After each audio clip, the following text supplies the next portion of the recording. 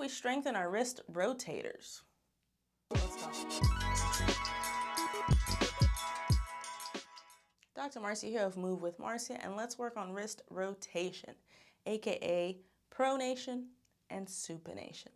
So that might be an issue if you have anything going on at the elbow or the wrist, because those muscles and bones are interconnected. It's a whole system, right?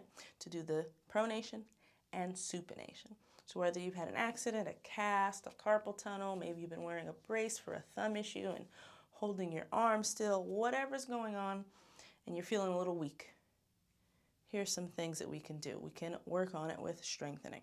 So we can use bands, we can use dumbbells, we can use like kettlebells, we can use household objects like filled water bottles and that sort of thing, and hold it as we work in that direction. So I'll show you with a few different objects.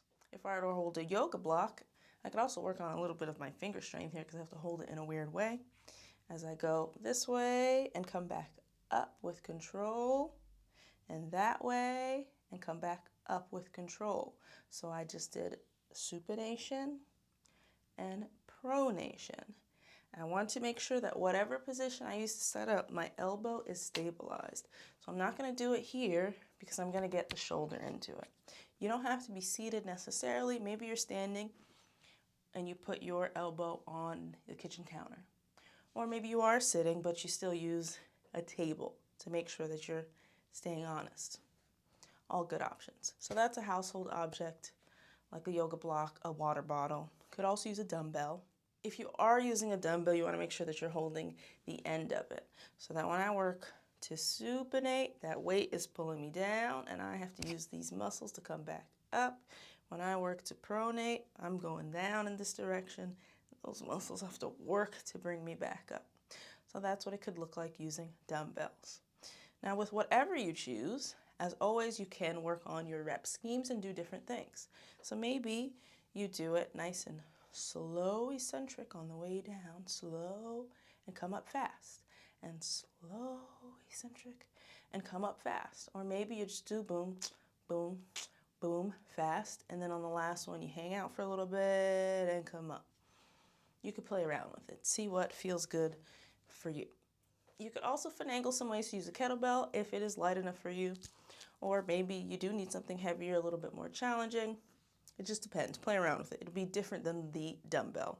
You can hold it by this bell part upside down, and it'll be the same motion. That way and back up, that way and back up. Of course, if you feel like you can't handle both directions at the same time, don't do them both. Do your, let's say we're doing 5 reps, do your 5 reps this direction, finish that direction, move the other way, do that direction. That's fine too. Then we have the band. You do want to make sure that the line of the resistance is in the same path as your wrist. So if I'm holding it here and I'm working on my supinator muscles, I'm starting palm down, I'm pulling and rotating the supine, I have to make sure it's in line, because if it's here, I might be doing a little bit different when it comes to muscles. Now I'm kind of doing a little biceps because I have to pull up, right? So make sure it's in the same line so you're working on what you want to work on. If it is a long band, then make sure it's tied and sturdy. If you're doing a cable, adjust it to whatever level your wrist is at. Make sense? So bands and cables might be a little bit tricky conceptually. So like I said, if I wanted to work supinators, I start palm down and pull into supination. That would be pulling against my supinators. Now, if you want to work on the eccentrics with the band, it's a little bit different. So make sure that elbow is nice and solid wherever it is, whether it's resting or tucked at your side. And you would go, instead of the other way where we went slow in the beginning, it's swapped. So you would go fast because pulling away from the band is concentric, and then slowly return to work on those supinators. So fast from palm down to palm up, supination. Slow from palm up to palm down, back to pronation.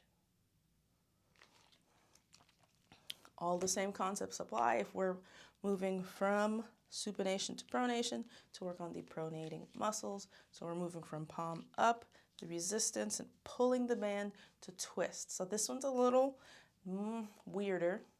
when it comes to using a short band. So you might have to play around with ways to hold it that you don't move your whole body around when you're trying to rotate. This one is a little bit easier with the long band that's stabilized elsewhere, the cable that's stabilized elsewhere. It is what it is. And there you have it. That's how we work on our supinating muscles and pronating muscles. Also, fun fact, the bicep muscle, besides curling at your elbow, also contributes to supinating. Just all you should know. If you have any questions about doing these exercises, how to modify positions, ideas, rep schemes, whatever, comment them down below. If you like this video and you'd love to see some more, comment down below and hit the thumbs up. Thanks, love you, bye.